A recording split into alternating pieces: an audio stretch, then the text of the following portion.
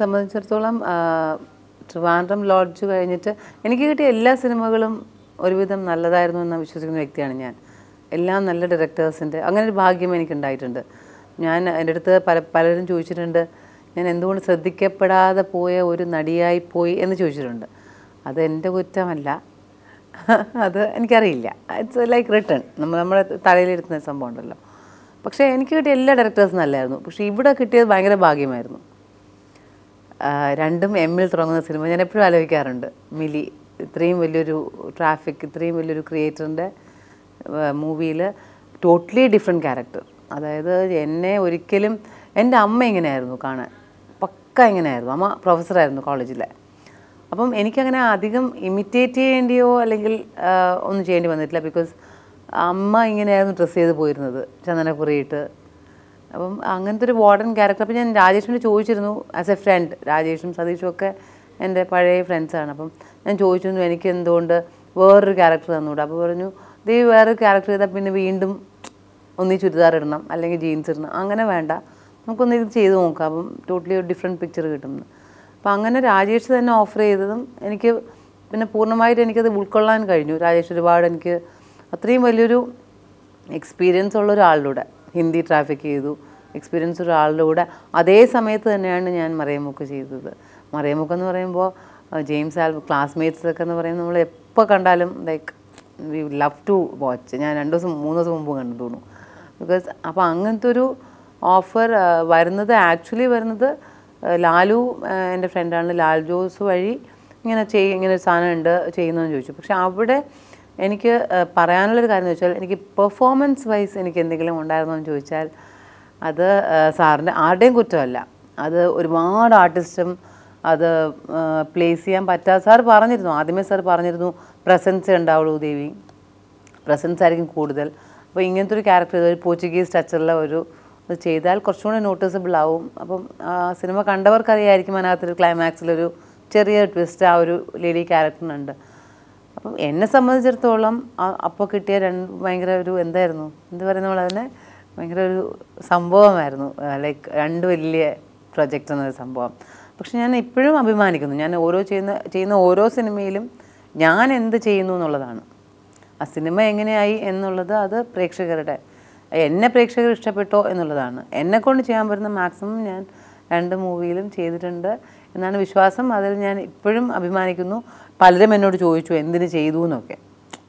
ഇപ്പോൾ ഏത് സിനിമ എന്ന് ഞാൻ പറയുന്നില്ല, എന്തിന് ഇങ്ങനെ കുറച്ച് സീനുകൾ ചെയ്യുന്നു എന്ന്. കുറച്ച് സീനുകൾ എന്നുള്ളതല്ല, ഒരു സീൻ ചെയ്താൽ മതി.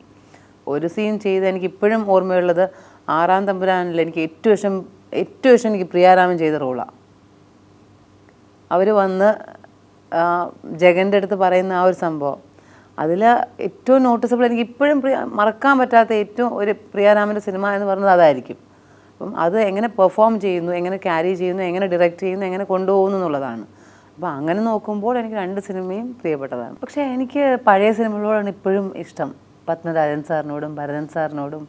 എനിക്ക് തൂവാനത്തുമ്പികൾ കാണുമ്പോഴും ലൈക്ക് നമുക്ക് വാർക്കാൻ മുന്തിരിത്തോപ്പുകൾ, ഇന്നലെ ഭരതേന്ദ്രൻ, അങ്ങനെ എല്ലാം നോക്കുമ്പോൾ അതിനകത്ത് 3 ലേഡി ക്യാരക്ടേഴ്സ് ഉണ്ടെങ്കിൽ ആ 3 ലേഡി ക്യാരക്ടേഴ്സിനെയും അവർ ആദ്യം മുതൽ അവസാനം വരെ കൊണ്ടുപോകും. ആ ഒരു ജേർണി ഉണ്ടല്ലോ, അതിവിടെ ഇല്ല. ഇത് ഒരു വരിക ഔട്ട്, അടുത്ത ആൾ വരിക ഔട്ട്. സോ ഈ ന്യൂജൻ എന്ന് പറയുന്നത് എനിക്ക് മനസ്സിലാവുന്നില്ല. അങ്ങനെ ഒരു സംഭവം ഇല്ല. ഇപ്പോൾ TK രാജീവ്കുമാർ സാറിൻ്റെ ഇവർ എന്നൊരു മൂവി ഞാൻ ചെയ്തപ്പോൾ അത് ന്യൂജനാണ്. അതാണ് ഏറ്റവും ന്യൂജൻ. ഇപ്പോൾ ചെയ്യേണ്ട ഒരു സിനിമയാണ് അന്ന് ചെയ്തത് സാറ്.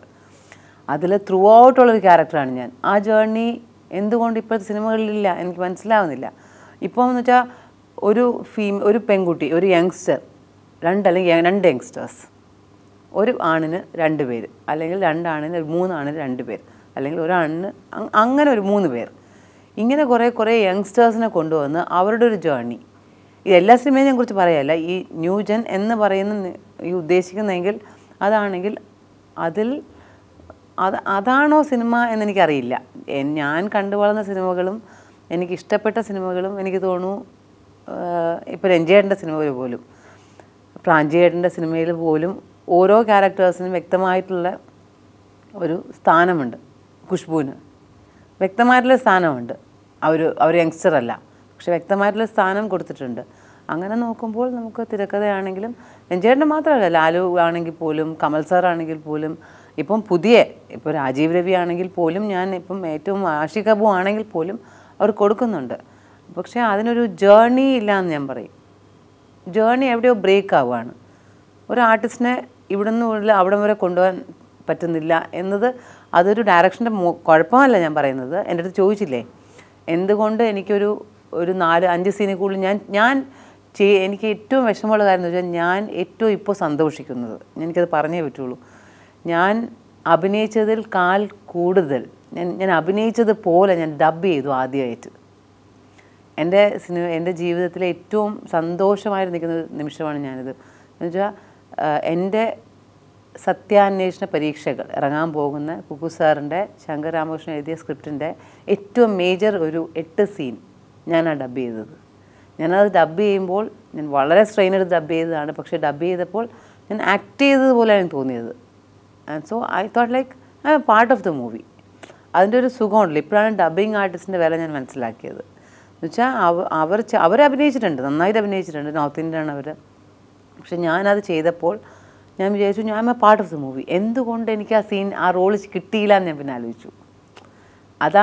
അത് മേ ബി അത് എനിക്ക് സമയമായിട്ടില്ലായിരിക്കും. ഞാനത് പറയുമ്പോഴത്തേക്ക് ആർക്കും ഇഷ്ടാവില്ലായിരിക്കും. പക്ഷേ നമുക്ക് ഒരു സ്പേസിലേക്ക് നമുക്ക് കയറാൻ പറ്റുന്നില്ല. ഒരു കൂട്ടായ്മയാണ്. ഇപ്പം എനിക്ക് വിനീത് ശ്രീനിവാസൻ്റെ മൂവിയിൽ അഭിനയിക്കണമെന്ന് എനിക്ക് ആഗ്രഹമുണ്ട്. ആഷിഖ് കപൂർ അവരുടെ അമൽ, നീരദ് അവരുടെ സിനിമയിൽ അഭിനയിക്കുന്നത് എനിക്ക് ആഗ്രഹമുണ്ട്. പക്ഷേ എനിക്കൊന്നും അവരൊന്നും അപ്രോച്ച് ചെയ്യാൻ പോലും പറ്റുന്നില്ല എന്നുള്ളത് സത്യമാണ്. കാരണം വെച്ചാൽ എനിക്ക് എങ്ങനെ അപ്രോച്ച് ചെയ്യണമെന്ന് അറിയില്ല. അവരുടെ സിനിമയിൽ കുറച്ച് പേർ അതെന്തുകൊണ്ട് അങ്ങനെ ഇങ്ങനെ ആയി മാറി എന്ന് പോലും എനിക്കറിയില്ല. സിനിമയുടെ പരാജയം അവിടെയാണോ എന്നെനിക്കൊരു തോന്നലുണ്ട്. കാര്യം എന്ന് വെച്ചാൽ പണ്ട് അങ്ങനെയില്ല. പണ്ട് നമ്മളെന്നല്ല, കുറേ ആർട്ടിസ്റ്റ് ഉണ്ട്, അവരെല്ലാവരെയും യൂസ് ചെയ്തിരുന്നു. ഇത് കുറച്ച് ആർട്ടിസ്റ്റിനെ മാത്രം, മറ്റുള്ളവർ കുറച്ച് ആർട്ടിസ്റ്റിനെ മാത്രം. അങ്ങനെ ചെയ്യുമ്പോൾ സിനിമയിലുണ്ടാകുന്ന നഷ്ടം അതാണോ ആർട്ടിസ്റ്റുകളുടെ, അതായത് ഒരു സിനിമയിൽ വന്നു പോകുന്ന ഓരോ മുഖങ്ങൾ, അതാണോ വേണ്ടത്, അതോ നല്ല ആർട്ടിസ്റ്റിനെ ബൂസ്റ്റപ്പ് ചെയ്യാനോ വേണ്ടതെന്ന് എനിക്കറിയില്ല.